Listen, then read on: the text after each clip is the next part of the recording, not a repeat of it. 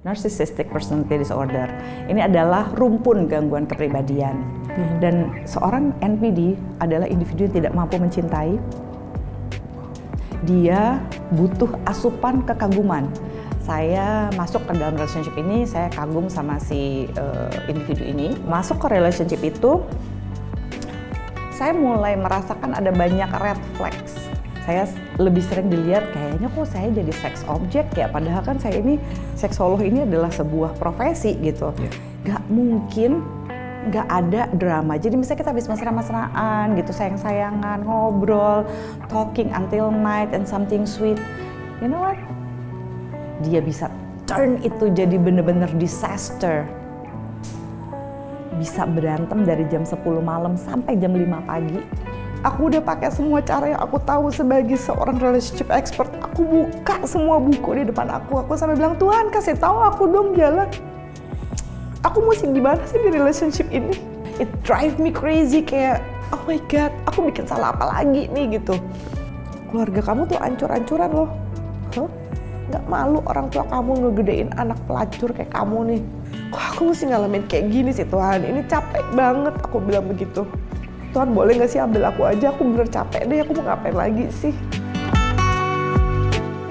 Sahabat yang akan bercerita tentang hubungan yang toksik ini sudah datang, so mari kita ngobrol dengan Ibu Zoya Amirin. Hai. Halo, apa kabar Ibu? Sehat, puji Tuhan. Lagi sibuk apa hari-hari ini? Ya biasalah kerja, apalagi sih ya konseling, terus kayak gitu pembicara, biasa gitu-gitu nggak jauh-jauh sih. Oke, Ibu Zoya bilang bahwa Ibu sibuk melakukan konseling, pembicara. Siapa sebenarnya Ibu Zoya ini? Oke, saya kebetulan adalah seksolog klinis perempuan pertama di Indonesia. Wow, luar biasa banget. Kita akan ngobrolin tentang peran yang Ibu jalan ini nanti di belakang. So kita akan mulai dengan cerita Ibu bagaimana Ibu memulai hubungan yang tidak sehat. Tapi sebelumnya boleh nggak sih jelaskan sedikit singkat aja tentang apa itu NPD? Oke, NPD itu jadi gini ya, kami para psikolog dan psikiater sedunia itu memiliki semacam primbon. It's like our Bible gitu ya. Bible kita itu namanya DSM, Diagnostic Statistical Manual for Mental Disorder. Kali ini adalah yang kelima TR gitu ya. Nah, di DSM ini itulah cara kami mendiagnosis. Nah, salah satu gangguan itu ada nih deretan gangguan kepribadian. Gitu ya, mungkin antisocial personality disorder yang paling sering dikenal sama orang-orang itu dengan psikopat atau sosiopat. Ada histrionik gitu ya, kalau kasus yang khas histrionik itu mungkin Scarlett O'Hara di film Gone with the Wind, itu jadul banget. Terus ada borderline personality disorder dan above them all, narcissistic personality disorder. Ini adalah rumpun gangguan kepribadian gitu ya. Nah, di rumpun gangguan kepribadian ini gangguan kepribadian narsistik adalah individu yang ciri khas dari psikopat, sosiopat di bawah ASPD itu tadi ya, antisocial personality disorder dan NPD. Ciri khas mereka adalah individu yang tidak memiliki kemampuan berempati. So lack of empathy, dia nggak paham, nggak bisa. Jadi gini, kita nih sebagai manusia ketika berproses hidup, ada masanya kita tuh narsis waktu kita masih kecil. Narsis itu bukan yang suka foto-foto sosial media, nah ya. Jadi narsisistik itu adalah kita itu self-centered gitu. Everything is about us. Nah, mereka-mereka yang NPD itu biasanya kita tuh punya narsisistik, tapi begitu kita grow up, kita belajar memahami orang lain, kita belajar berproses. Orang-orang yang gagal dalam proses pemahaman ini meneruskan dirinya atau karena ada kejadian sesuatu dan lain hal, let's say joker gitu ya. Joker itu adalah ciri khas seorang psikopat yang narsisistik gitu ya. Jadi dia karena dia sering tersakiti dan sebagainya, dia lebih fokus pada it's all about me gitu ya. Jadi seorang narsisistik adalah orang yang tidak kemampuan berempati. Dia juga adalah seorang individu yang memiliki entitlement, si paling berhak lah kalau bahasa Indonesianya kali ya, si paling berhak, si paling canggih, paling bisa. Dia selalu mengasosiasikan dirinya jauh lebih tinggi daripada yang seharusnya gitu. Misalnya saya di pekerjaan level saya 7, tapi saya akan menganggap bahwa saya tuh di level 10, saya paling keren, yang paling segalanya gitu ya. Dia udah merasa, oh saya berhak untuk mendapatkan orang yang lebih ganteng, lebih keren, mendapatkan pekerjaan lebih ini. Dia selalu mengasosiasikan dirinya untuk everything is about them. Dan seorang NPD adalah individu yang tidak mampu mencintai. Dia butuh asupan kekaguman. Never ending admiration gitu ya. Jadi seseorang bisa dikatakan memiliki gangguan ini jika dia memenuhi setidak-tidaknya 5 dari 9 kriteria yang ada di buku DSM ini. Oke, baiklah. Awalnya udah lumayan cukup kompleks ternyata ya. NPD ya. bukan hanya sekedar narsis yang kita tahu, orang suka tampil di sosial media, foto dan lain sebagainya, tapi ternyata itu lebih dalam lagi. Jadi setiap kita memang ada lah narsisisnya, apalagi dengan sosial media yang seperti ini yang muncul di depan layar dan sebagainya, muncul di depan banyak orang, kita kan pasti punya sisi-sisi itu. Tapi kan kita tidak menjadikan itu, menghalalkan segala cara untuk memastikan bahwa kita menjadi center of attention of the universe. Alright, iya. Dan ternyata Ibu Zoya ini pernah mengalami hubungan yang tidak sehat dengan seorang NPD. Iya. Wow. Apa yang terjadi saat itu, Ibu? Belum apa-apa udah merah kayak. Tenang, kita sedia tisu. Jadi waktu itu saya lagi lumayan hektik, padahal ya akhir tahun 2010 itu saya lumayan hektik karena saya jadi saksi ahli kasus bocornya sex tape Ariel Peter Pan pada waktu itu gitu. Dan itu lumayan membooster self confidence saya gitu ya. Jadi secara profesional saya merasa pada saat itu lagi peak banget gitu, maksudnya secara karir saya jadi asistennya seorang Prof. Sarito Wirawan Sarwono, saya ngajar jadi dosen, saya nggak pernah mimpi jadi dosen gitu ya. Dia bilang ada-ada aja nih jalan-jalan Tuhan nih saya pikir. And then I think saya overconfidence. Saya masuk ke dalam relationship ini, saya kagum sama si individu ini gitu ya, yang pinter banget. Saya merasa ada banyak sekali intellectually compatibility gitu ya. Tapi ada banyak hal atraktif tentang orang ini, intellectually especially gitu. Ada banyak yang connection yang saya rasakan pada waktu itu. Dan buat saya sih itu real. Saya nggak tahu buat dia ya gitu. Dan masuk ke relationship itu, saya mulai merasakan ada banyak red flags. Wow. Yang saya sadari sekarang, tapi pada waktu itu tuh apa ya ini ya gitu. Jadi kalau mau dibilang lagi ya pada waktu proses itu, red flags pertama adalah dia cepat sekali memforsir, mengepush saya untuk masuk ke dalam relationship. Pada waktu itu aja dia tuh lagi pacaran dengan orang lain gitu ya, sampai si cewek pacarnya dia waktu itu neror saya. Saya bingung pertama kali pasti teror. Ini orang siapa? Apa nih? Kenapa gitu? Iya saya memang lagi dekat sama cowok ini, tapi saya masih belum tahu ada any intention apapun gitu ke saya. Bahkan kita sering jalan ngomongin buku gitu ya. Dia ngasih buku dan saya impress sama, ini menarik nih gitu ya. Dan knowing me gitu, susah sekali saya punya teman kencan yang menurut saya itu cukup terbuka gitu, saya sebagai seksolog gitu. Either dalam kencan itu mudah sekali conversation itu jadi jorok, which is it's very turn off buat saya gitu ya. Saya lebih sering dilihat kayaknya kok saya jadi sex object ya, padahal kan saya ini seksolog ini adalah sebuah profesi gitu.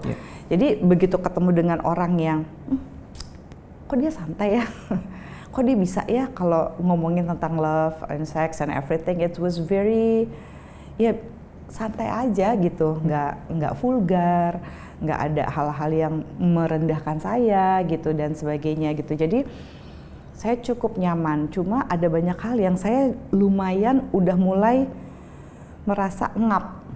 Long story short, akhirnya dia putus sama cewek itu dan dia bilang bahwa sebenarnya saya mau sama saya. Itu aja saya saya belum apa-apa, yang mau deketin dia, saya juga belum tahu intentionnya apa, saya udah diteror-teror segala macem. Akhirnya kita pacaran lah gitu ya, sekitar tahun 2011. Pacaran, baru kata-kata pertamanya itu inilah saya bener-bener ngerasain love bombing yang sesungguhnya gitu ya. Sekarang saya udah bisa labeling itu love bombing. Pada waktu itu saya ngerasa gini, dia bilang gini, where you've been all my life, kemana aja kamu di hidup saya, kamu tuh sempurna. Waktu itu GR dong, ya kan? Terus kayak gitu, kamu itu sempurna. Oh iya, tapi sejak dia mengatakan saya sempurna ya, setiap kesalahan kecil yang saya nggak ikutin, atau dia cemburu sama mantan saya, mantan pacar saya loh, yang udah nggak ada angin, nggak ada hujannya gitu, murka. Dan saya nggak punya privacy tiba-tiba. Kayak dia bisa loh ngecekin handphone saya, laptop saya tuh gaptek sampai jadi jago teknologi, saking saya ngerasa harus memprotek semuanya. Oke. Terus, kok cepet banget ya, jadi kita lagi pergi jalan-jalan, kayak misalnya ke Bali kemana, it's supposed to be a romantic trip. Gak mungkin nggak ada drama. Jadi misalnya kita habis mesra-mesraan gitu, sayang-sayangan, ngobrol, talking until night and something sweet, itu bisa out of the blue, switching bener-bener se-switch tangannya Thanos, tau nggak? Bisa, misalnya kita lagi, oh my god, I'm so happy gitu. Aku gila ya, aku baru tahu lah ada orang yang bisa makan es krim segini amat kayak kamu ya. Aku suka banget es krim. Pas bisa makan es krim berdua sama dia sambil ngobrol, buat saya itu adalah hal yang membahagiakan, romantic thing. It's something sweet. You know what? Dia bisa turn itu jadi bener-bener disaster. Bisa berantem dari jam 10 malam sampai jam 5 pagi. Wow. Bisa dibilang gini, kasian banget deh kamu. Gak ada kan orang yang kayak aku. Harusnya tuh kamu bersyukur tuh ada orang yang bisa cocok makan es krim kayak gini. Wait, ini ada apa nih? Every little things kesalahan saya itu bisa jadi gede banget gitu sama dia. Saya tuh selama pacaran sama dia, I don't like myself. Saya jadi kayak detektif. Saya jadi orang yang gila banget cemburuan. Saya mudah sekali murka. Saya ngerasa jadi ini ada yang salah sama diri saya. Sampai satu kali, you know what? Semua buku, I claim myself as an expert in relationship, right? Saya ngajar tentang relasi sehat juga. Saya keluarin tuh semua buku tentang relationship. It almost drive me crazy gitu ya. Aku benar-benar udah mau gila. Aku cari semuanya. Aku lihat, aku udah melakukan ini nih, I try to be assertive. Aku omongin apa yang aku rasain. Semua hal-hal yang mungkin akan aku lakukan ke klien aku omongin ke dia. Saya overwhelming, saya capek, saya sampai benar-benar ngerasa bego banget. And in so many ways gitu ya. Saya belum pernah ngerasa sampai segini amat. For the first time. Ya, setiap kali dia bilang, udahlah gitu, aku nggak mau ada di relationship ini kayak gini-gini. For the first time aku begging. I feel like I wanna die. Kebetulan aku takut bunuh diri sih, jadi aku nggak berani bunuh diri kan takut sakitnya. Tapi aku sampai ngerasa, Tuhan, aku mati aja kali ya Tuhan. Aku udah pakai semua cara yang aku tahu as a psychologist.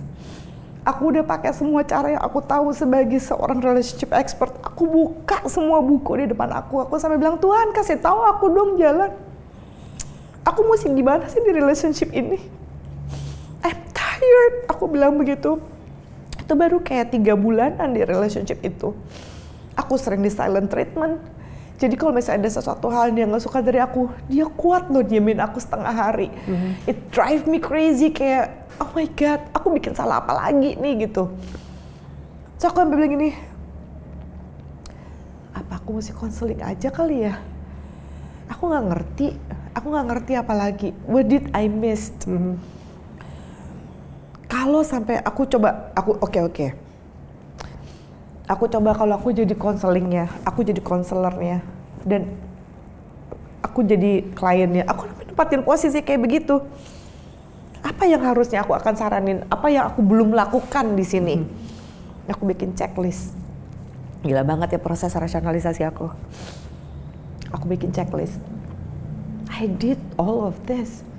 Tapi kenapa aku ngerasa suffocating ini? Aku berasa sesak napas, aku berasa capek gitu. Terus ya gitu, sudah yang kesekian kali, mungkin puncaknya itu kalau nggak salah bulan Juni. Tanggal 3 Juni, sebelumnya aku lagi ke rumah, aku ngecek anjingku Golden Retriever, Safa pada waktu itu. I love my dog so much.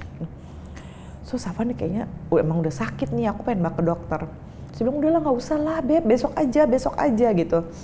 Aku bilang nggak, nih feeling aku udah nggak enak. Besoknya semua adik-adik aku nelpon, aku bilang gila, telepon sampai ada berapa puluh, banyak banget nih.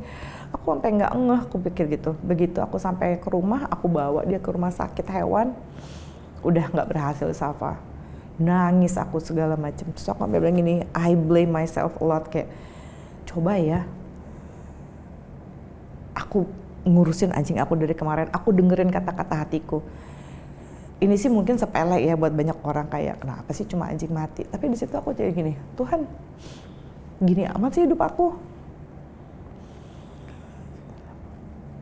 Sampai titik ini, di umur aku yang 36 tahun, Tuhan selalu ngasih lebih daripada yang aku minta. Aku cuma mau jadi psikolog, Tuhan jadiin aku seksolog. Buat aku itu adalah satu hal yang Tuhan selalu kasih lebih besar daripada aku mau. Ini apa Tuhan? Saya udah nyoba segala cara, saya udah gak ngerti mau apa lagi. Saya bilang gitu, I'm tired gitu. I think I deserve to be happy in this relationship. Aku capek. Aku kehilangan Safa. Aku bilang begitu, I should taking care more. Terus tiba-tiba aku mikir, aku bakal kehilangan apa lagi ya setelah ini. Terus I was so furious. Aku bener-bener marah gitu ya. Dan pada waktu itu, dia itu beberapa kali sebenarnya memaksa aku untuk bikin website Zoya Amirin segala macam gitu kan. Aku digaptek, aku bilang aku bukan yang nggak mau, aku mau aja, cuma aku kayak I don't know what to do with this gitu. Aku baru mulai Instagram pada waktu itu, buat aku sosial media oke lah sesuatu, tapi aku nggak ngerti nih website nih gimana ngerancangnya. Oh tenang, semuanya dibikinin sama dia. Tapi satu hari dia bilang, aku udah bikinin sampai berapa puluh juta nih website buat kamu, you should worship me, dia bilang gitu. And I was like, wah, itu literal kata-kata itu. Literally. Saya langsung, ya ampun, ini apa? Saya agak takut di situ. Lama ya takutnya ya. Aduh ini apa nih? Saya bilang, untuk pertama kali saya bilang sama dia, saya capek, saya takut. Saya belum pernah merasa se-vulnerable ini depan orang gitu. Dan ini menakutkan banget buat saya. I should worship you, what do you mean? Iya, apa sih? Ada laki-laki mana yang mau ngurusin kamu kayak gini? Kamu tuh banyak banget kekurangannya. Dia bikin akan segala cara seolah-olah kamu tuh buruk Zoya. You are the worst person in the world, but I still love you. Aku rasa kalau bukan aku anak Tuhan, aku udah mati deh waktu itu deh. Oke. Gila deh. Oh wow. Banyak emosi yang nggak bisa disembunyikan ketika ibu ngomong tadi ya. Dan itu menunjukkan betapa beratnya, betapa gelapnya saat-saat momen-momen itu. Oh iya, that's the lowest moment in my life. It is. Titik paling rendah apa yang akhirnya membuat waktu itu benar-benar merasa, wah aku ini nggak ada artinya, aku ini nggak ada harganya. Waktu dia literally bilang, saya pelacur.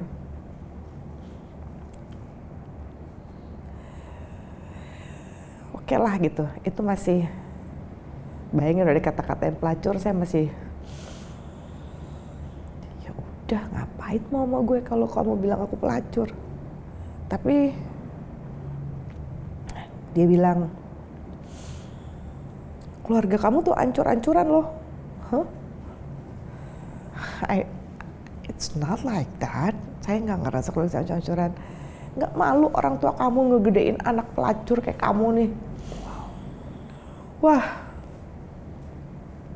I lost it. For the first time, saya benar-benar kayak apa ya? Saya benar-benar dikatain pelacur sama dia. Mungkin nggak tahu ya pada saat itu berapa lama, tapi kayaknya lama deh. Dasar pelacur, dasar pelacur. Terus dia ngatain keluarga saya. Kayaknya all hell loose. Saya pukulin dia. Dan saya tahu di situ bahwa oh my god. Saya lihat bibirnya pecah karena saya tampar. Saya langsung diem kan. Saya bilang, ya ampun, ini apaan nih? Saya nggak pernah kayak gini. Saya diem, terus saya langsung jatuh, saya nunduk, saya minta maaf. Wah, flipnya di situ. Dia lebih punya alasan untuk ngerendahin saya. Saya udah drop banget. Saya langsung cari dokter Pram waktu itu. Saya ke RSUD Minto Harjo. Saya nangis, saya bilang, dok. Oh enggak, dokter Pram datang ke tempat saya waktu itu. Saya bilang, dok, I think I need an anger management therapy. I never hit someone like this. I slapped him until he was just like bleeding biru. You know what? Foto itu dia foto mukanya dia kirim ke adik-adik saya, dia kirim ke teman-teman saya, dan saya nggak tahu, mungkin juga ada di sosial media kali waktu itu. Dia kasih tahu, nih si psikolog ini nih gitu melakukan ini. Gila, saya belum pernah ngerasa se-vulnerable itu di dalam hidup saya. Gila saya segini dosa, segini istanya. Ini saya bilang sama dokter Pram, dok, gila I'm the worst person in the world. Dokter Pram cuma bilang gini, Dokter Pram tuh benar-benar belak-belakan banget. Habis kamu tamparin dia, gimana rasanya? Sebelum nangis saya bilang, saya puas dok, saya bilang begitu. Saya lega, tapi habis itu saya ngerasa bersalah karena I'm not this kind of person. Nah, what Dokter Pram bilang apa sama saya? Probably deserve it. Saya punya kepercayaan bahwa nggak ada orang yang berhak dipukulin. Saya sudah melakukan kekerasan pada waktu itu. I'm not supposed to do that. Wah, banyak banget penghakiman saya terhadap diri saya. Terus malamnya itu saya benar-benar pengen ngilangin pusing kepalanya karena dia terus ngomelin saya. Terus dia punya loh energi untuk memaki-maki sampai kayak gitu. Saya keluar ke balkon, balkonnya nih sekecil ini nih. Saya keluar ke balkon. Terus dia menyebarkan di Twitter kalau saya mau bunuh diri. Terus aku bilang, aduh Tuhan dari mana sih? Aku sakit banget nih gitu, aku capek. Kok aku mesti ngalamin kayak gini sih Tuhan? Ini capek banget, aku bilang begitu. Aku lagi beres kamar, terus aku bilang gini, iya kali ya, mati aja kali ya. Apalagi sih bisa aku lakukan? Aku lagi duduk di samping tempat tidur, ngadep TV, aku lagi bener-bener bengong kayak Tuhan ya ampun aku capek, Tuhan aku capek, aku masih kayak begitu-begitu kan aku lagi nangis. Tiba-tiba TV nyala sendiri. Muncul di situ France 24, apa Al Jazeera TV. Waktu itu saya coverage-nya banyak banget. Ada di CNBC Asia, ada di France 24, ada di Al Jazeera TV, sama ada TV Belanda, apa lagi namanya saya lupa, susah nyebutinnya. Kanada. Itu coverage pas lagi waktu abis saya launching website itu, Zoya Amirin, the sexologist, the first female sexologist in the third biggest Muslim country in the world. I'm a Christian. a sexologist in the third biggest Muslim country in the world, and I'm a woman. Di situ sampai, ya ampun, kayak ada dua orang yang berbeda. Ini si Zoya ini di sini nih. Sampai aku bilang gini, itu aku juga kan Tuhan. Ini aku orang yang sama kan, yang ada di situ dan yang ada di sini.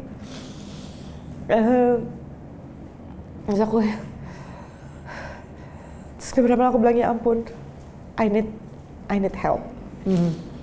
Aku mesti reaching out kali ya, aku mesti doing something kali ya. Aduh Tuhan, kasih aku kekuatan aja deh. Aku bener-bener udah di titik capek banget ini gitu ya. Aku sampai bener-bener pengen lu kasih, kalau Tuhan mau panggil aku, udah deh aku meninggal aja deh. Aku nggak mau bunuh diri, aku takut. Tuhan boleh nggak sih ambil aku aja? Aku bener capek deh. Aku mau ngapain lagi sih? Aku matiin TV, aku baru mau turun tangga, mau apa? Itu barang-barang aku udah beres, aku udah mau keluar dari tempatnya dia. Teman aku Semi nelfon.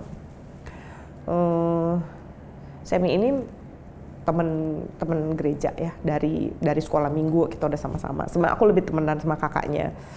But waktu itu Semi sempat ngambil psikologi juga, aku sempat di psikologi di Atmajaya sebelum aku ke UI. Semi itu adik kelas aku. Growing up, kita tuh deket banget. Aku siap ada apa-apa, atau Semi sama Ria itu biasanya akan teleponan sama aku.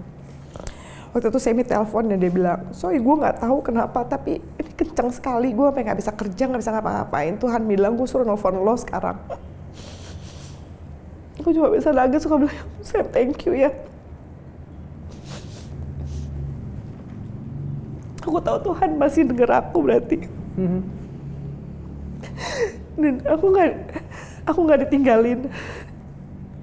Aku teriak kayak begitu, aku nangis kayak gitu. Tuhan langsung jawab lewat Semi.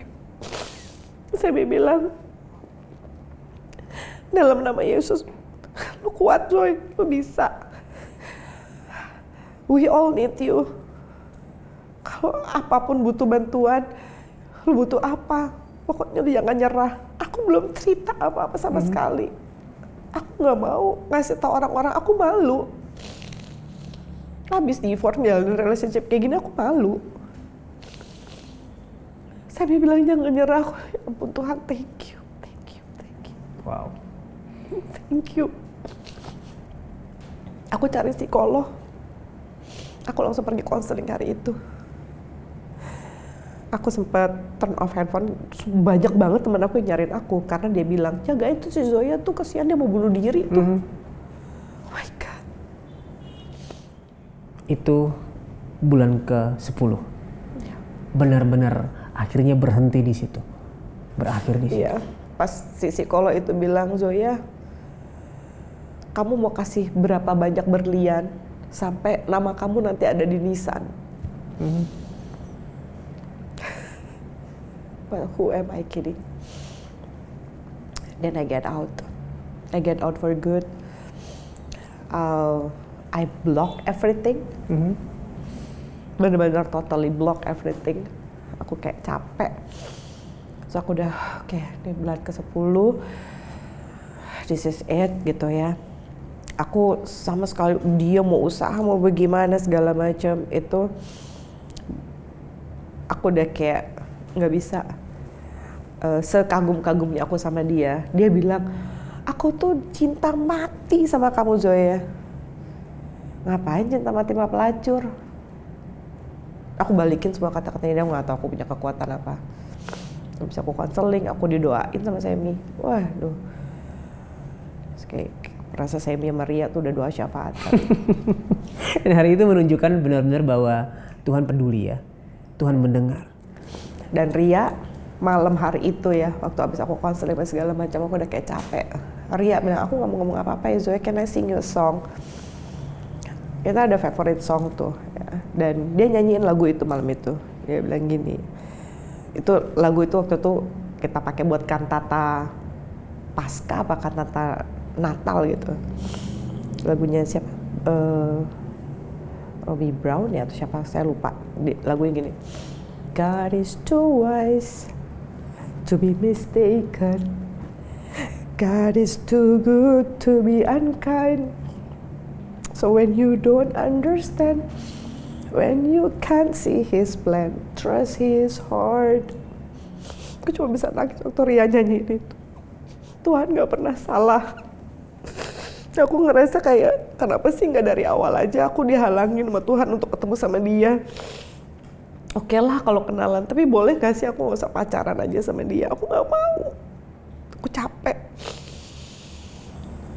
Natal, aku udah lagi siap-siap pergi ke gereja, tiba-tiba dia datang ke rumah dong.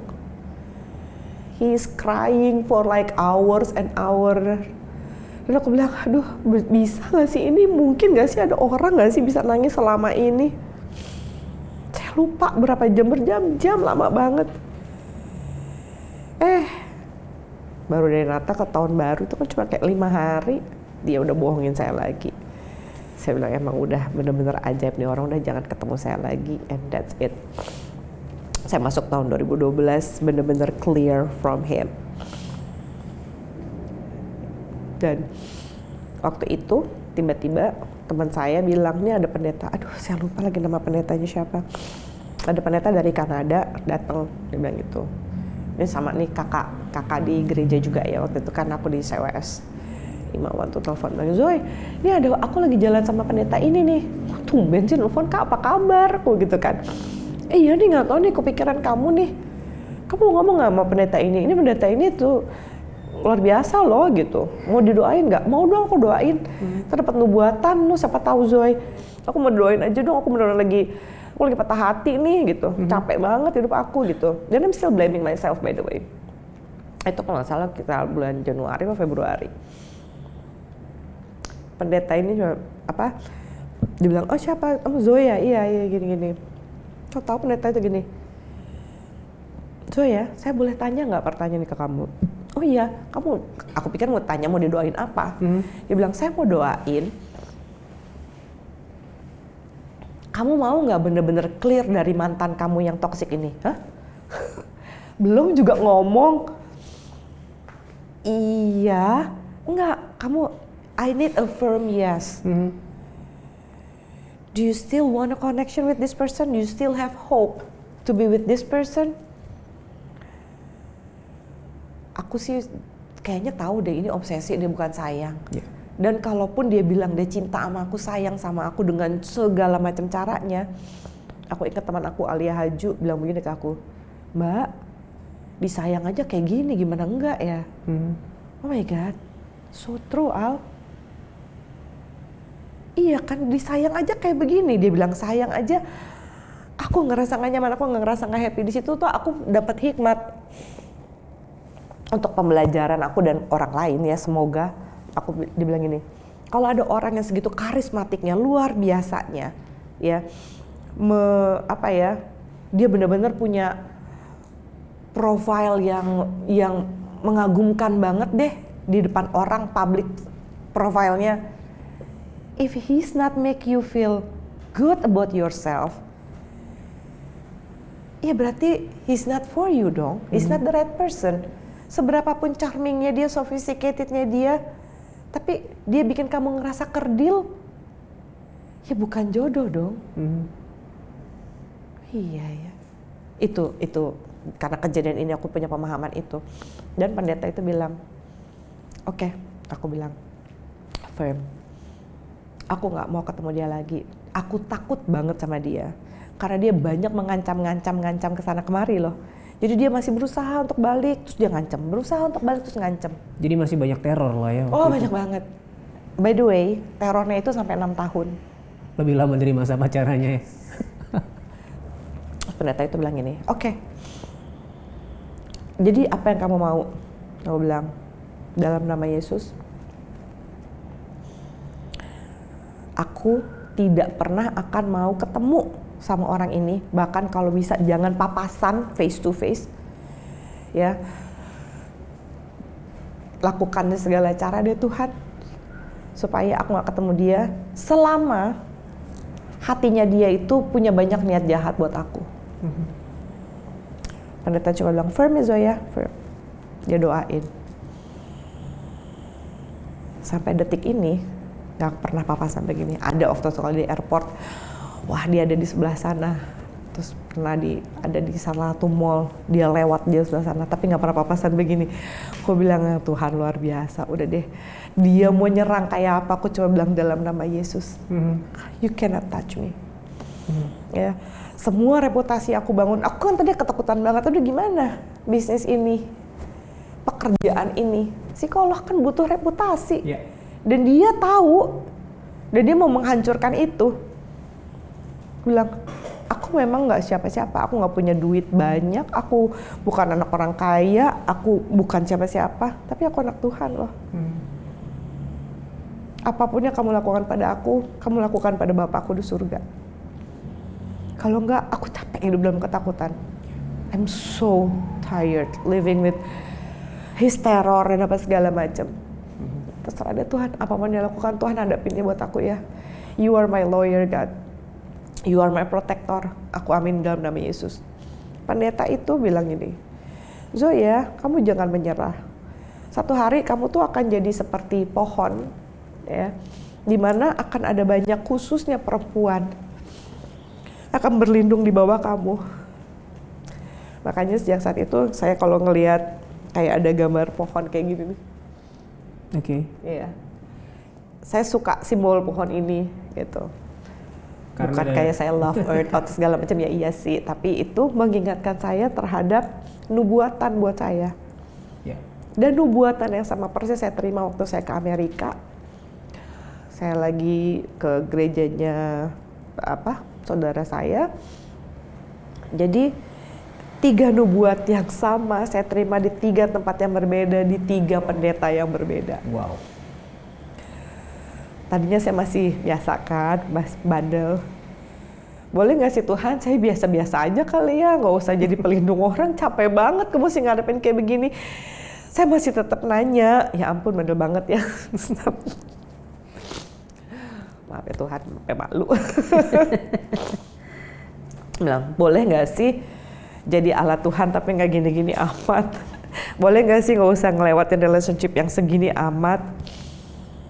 Pertanyaan saya seperti biasa, cepat dijawab sama Tuhan. Right away after I go back tahun 2012 sampai detik ini, buku yang tadinya saya cuma baca, gangguan kepribadian narcissistic personality disorder, kriteria A, B, C, D, E, F, G. It's more real to me than ever. Dan hampir setiap counseling, saya bisa mengenali korban-korban NPD. Dan saya bantu setiap orang untuk menjadi survivor seperti saya. Jadi di momen tersebut akhirnya ibu menyadari bahwa apa yang ibu lewati ternyata ada rencana Tuhan yang besar di baliknya. Iya. Jadi karena saya pernah bilang, aduh if I can turn back time ya saya. Boleh gak sih gak usah pacaran sama dia Tuhan. Sakit banget. Senista ini, serendah ini, saya sampai dikata-katain pelacur. Sampai kayak ya ampun gini amat sih gitu hidup gitu ya. Tapi aku baru tahu segini ya rasanya hopeless di relationship. Segini rasanya di toxic relationship, di gaslighting terus-terusan. Even aku yang pede banget, aku yang dibesarkan dari keluarga yang penuh kasih sayang gitu. Aku nggak punya father issue, mother issue gitu ya. We are very loving family bahkan, dan aku sering kagum gitu ya. Ini aku masih nangis, ini pertama kalinya setelah sekian lama karena yang lain kan aku masih pakai logika, aku buat di sini I'm being vulnerable karena ini kan kesaksian hidup aku kan gitu, it's not intellectually things. Jadi gitu, beberapa kali di podcast juga aku sangat hati-hati ketika berbicara mengenai ini, tapi lebih pada again aku kembali kepada teori, kepada diagnosis gitu kan. Nah di sini kan I'm being vulnerable bahwa waktu aku punya quote, waktu aku bilang maafkan dirimu karena pernah mencintai orang yang salah, itu karena kejadian ini. Ada satu kumpulan perempuan ya, luar biasa loh. Vice President, entrepreneur, musician. Ini perempuan-perempuan berprestasi ada di ruangan ini. Kita lagi mau membahas tentang gaslighting. The next thing I know, I recognize every one of them like, kalian pernah punya mantan pasangan, entah pacar atau suami yang narsisistik ya? and they cry. Iya kan, bodoh banget ya aku Mbak Zoya, bodoh banget ya kita bisa begini. Ini semua perempuan yang luar biasa. Sampai saya bilang gini, hey, you are amazing. Kamu tidak pernah bodoh. Pada waktu itu yang kamu lakukan adalah bertahan. Tapi please maafkan diri kamu karena pernah mencintai orang yang salah. Don't let them define us. Karena seorang narsisistik itu jago banget untuk membuat kita itu ada di dalam realitasnya dia. Aku selalu bilang sama klien-klienku, seperti waktu aku bilang sama diri aku sendiri, I have to get out dari sana, dari bubbles aku ini. Bayangin, aku tahunya ini NPD dari mana, tahun 2012 itu,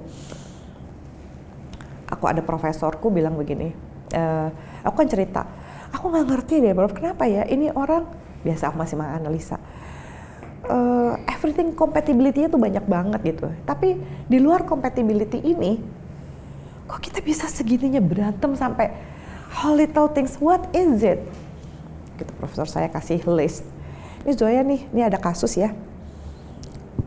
Oh ya, aku boleh nggak analisa kasus nih? Boleh, dia bilang gitu. Aku minta kamu analisa kasus. Dia kasih kertas. Aku bilang apa sih nih? Oh, checklist korban NPD. Oh, oke. Dia kasih lihat kasus, aku selalu nge-checklist. Aku lagi checklist. Tiba-tiba aku nangis. Ini aku loh.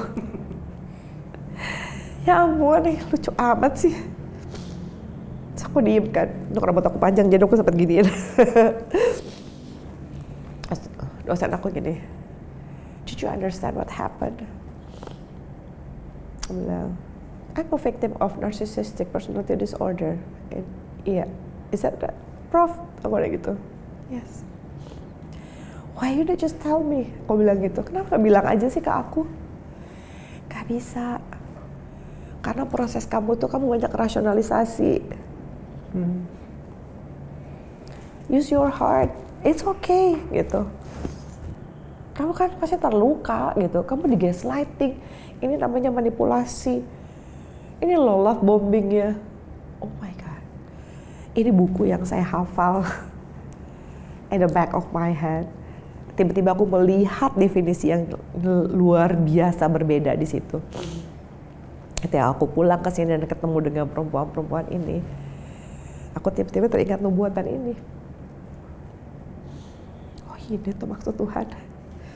Bayangkan kalau perempuan-perempuan luar biasa di sini yang bisa punya kontribusi besar buat negara ini, mungkin buat gerejanya, mungkin buat dimanapun dia berada, bisa berpikir bahwa they're not good enough gara-gara mereka punya pasangan yang NPD. No way. Saya nggak akan mau diem aja. Ya, setiap saya posting tentang NPD, tentang segala macam, ada banyak yang diberkati, ada banyak yang ngerasa, oh my God, thank you for understand me. Thank you for telling me that I'm not crazy. Makasih ya Mbak Zoya, aku nggak gila ya ternyata. This is something real. Aku dimanipulasi. Iya, so it's nothing to do kamu bodoh apa pintar. Karena kan pertama kali kebanyakan orang kan mikir, bego banget sih gue. Ya dari situ aku baru, aku oh ini tuh maksud Tuhan. Kalau aku nggak been through di titik nadir dalam hidup aku nggak been through this relationship, mungkin aku tidak sepengertian ini ya. So, ya sekarang sih udah lumayan.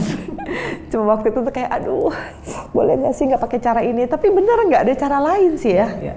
Seperti apa yang Alkitab juga bilang di Roma kan ya, Allah turut bekerja dalam segala sesuatu mendatangkan kebaikan. Amin. Ya, so bagaimana akhirnya benar-benar seorang Ibu Zoya ini dari victims menjadi survivor? Titik apa, momen apa yang akhirnya benar-benar membuat dari seorang korban NPD menjadi survivor, penyintas NPD? Untuk setiap orang yang berterima kasih sama saya karena disadarkan, untuk setiap orang yang ngerasa terselamatkan karena diagnosa ini, dan ya of course tentu saja NPD-nya sendiri sih nggak berubah ya, tapi Tuhan baik. Tuhan dengerin saya. Dan seperti yang lagu itu bilang, it's too good to be unkind. Ya. Nggak ada rencananya dia yang jahat buat saya. Iya, saya punya beberapa pilihan buruk, banyak pilihan buruk. I'm not proud of myself. I'm so dramatic, lebay banget mungkin pada waktu itu, dan so desperate, ya. Kalau nggak ada momen itu, aku mungkin akan sulit berempati. Apa sih rasanya being desperate in love? In love. Bagaimana sih rasanya berada di toxic relationship? Bagaimana sih rasanya sulit keluar? Ya, kesombonganku tuh mungkin ditampar sama Tuhan karena aku pikir I'm a sexologist, aku psikolog gitu, I'm a prominent one, bisa lah aku hadapin. Sekarang aku bisa bilang enggak, aku nggak mau punya pasien rumahan. Aku nggak mau punya relationship yang kayak gitu. Aku layak disayang, aku layak dicintai. Ya, aku anak Tuhan. Dan dengan pulihnya hidup Ibu Zoya, pulih juga hubungan dengan Tuhan. Karena kan sempat mempertanyakan apakah Tuhan benar-benar sayang cinta sama aku. Exactly. Itu, aduh, emang Tuhan gak pernah ninggalin aku. Ya, dia selalu datang tepat pada waktunya. Ya, everything in every single part of my life. I'm so thankful karena dikasih teman-teman, dikasih mujizat loh. Ya, siapa yang bisa ngalamin mujizat sebanyak ini? Karena Tuhan. Aku gak pernah nyangka aku bakal jadi seksolog. Kepikiran aja enggak. Ada nggak sih anak yang kecil cita-cita mau jadi seksolog? Jadi yang pertama di Indonesia. Dan aku berani speak up. Aku berani gini. I can own my mistake. Aku berproses sama Tuhan Yesus. Dan I know He love me. Amin. Boleh share sedikit gak sih tentang keresahan Ibu Zoya akan relationship yang mungkin saat ini banyak sekali relationship yang gak sehat di Indonesia ya. Keresahan apa yang hari ini Ibu rasakan? Saya sih kebayang kalau saya aja pada waktu itu bisa setakut itu untuk keluar dari sebuah relationship. Ya, saya punya keresahan jika orang-orang itu tidak memiliki resource untuk keluar. Saya benar-benar di titik nadir saya punya Tuhan Yesus loh. Kayaknya kalau saya nggak punya Tuhan, saya nggak tahu deh, beneran saya nggak tahu gimana caranya ngadepin itu semua. Sekarang tuh saya bisa sampai, ya ampun, sakti juga ya aku ya. Tuhan, aduh, segini amat ya pembelajaranku tentang cinta gitu. Tapi aku nggak mau give up gitu, karena aku ngerasain betapa penjagaan dan kasih sayang Tuhan sampai pada di titik dimana aku nggak pernah nyangka aku ada di titik ini gitu kan. Jadi kekeresahan aku adalah ketika orang-orang sekarang itu ketika dia punya resource dan dia tidak mencarinya, ketika dia punya Yesus tapi dia meninggalkannya gitu, ketika Tuhan memberitahu dengan segala cara tapi dia nggak mau ngeliat. I'm worried sih. Untung saya nengok ya. Untung saya mau dengerin. Kalau enggak, I cannot imagine myself actually. Dan itu juga didukung oleh circle yang baik ya, circle yang sehat. Iya, puji Tuhan. I got a good friend gitu. Waktu itu memang kebetulan teman saya Ringking Kora tuh lagi di Amerika ya. Tapi once dia juga balik ya, kita juga terus berproses gitu. Dan aku senang aku teman sama Alia pada waktu itu, dan teman aku Intan Indira gitu. So puji Tuhan banget, itu semua ada. Pendetaku Pastor Dave gitu, Pastor Dave along the way gitu, selalu ada ngedoain gitu. Semi, Maria, Tuhan kasih semua orang loh buat ngejagain aku, untuk ngasih tahu bahwa you are loved and I'm enough. Oke, amin. Dan terakhir, tentu banyak sekali anak muda atau mungkin berapapun umurnya yang terjebak dalam situasi yang bahkan lebih buruk mungkin dari yang Ibu alami. Relasi yang sangat toksik, relasi yang tidak sehat, sampai physical abuse pun banyak yang terjadi. Message apa yang pengen Ibu sampaikan hari ini kepada sahabat solusi yang sedang mengalami hal tersebut? Sahabat solusi, kalau kamu ada dalam relationship yang kamu ngerasa banyak sekali konflik antara maju mundur, hatinya kok kayaknya masih mau, tapi secara logika itu nggak masuk akal. Coba pikirin gini, kalau relasi yang kamu punya ini dimiliki oleh anakmu sendiri, orang yang dekat dengan kamu, adikmu, kakakmu, teman baikmu, kamu rela nggak dia menjalani seperti ini? Ya. Setidak-tidaknya pembelajaran saya, waktu saya bayangkan, aduh kalau anak saya punya pacar kayak gini, saya akan suruh putus. Ya. Saya walk out dari relationship itu, begitu saya bayangkan bahwa orang yang saya kasihi punya relasi ini seperti saya. Ya. Jadi buat sahabat-sahabat solusi, ya coba kamu bayangkan semua perjalanan itu dimiliki juga oleh orang yang kamu kasih. Kamu akan menyuruh dia keluar nggak dari relasi itu? Kalau keluar, it tells a lot. Wow. Gitu. Pesan yang singkat tapi wah dalam banget sih. Thank you banget buat waktunya Ibu Zoya di tengah kesibukannya mau mampir ke Solusi, dan berdoa biar semakin jadi pohon yang semakin rindang. Amin. Bagi wanita-wanita yang membutuhkan Ibu. Ya. Terima kasih banyak. God bless you. Dan buat sahabat Solusi yang hari ini sedang terjebak dalam situasi yang berat, relasi yang tidak sehat, yang toksik, yang membuat sahabat Solusi tertekan dalam hidup, sahabat Solusi bisa menghubungi nomor yang ada di bawah ini. Ini adalah nomor layanan doa dan konseling Cahaya Bagi Negeri. Kami siap mendengarkan cerita kamu, get help, dan kami akan mendukung kamu di dalam doa. Jangan ragu untuk melangkah, jangan takut untuk melangkah. Satu langkah kecil akan membawa perubahan besar di dalam hidup kamu. Dan kalau kamu diberkati, jangan lupa share video ini, karena saya yakin ketika sahabat Solusi share akan lebih banyak lagi orang yang diberkati. Ingat, Tuhan Yesus sangat mengasihi kamu, dan apapun permasalahan kamu di dalam Tuhan, pasti ada solusi.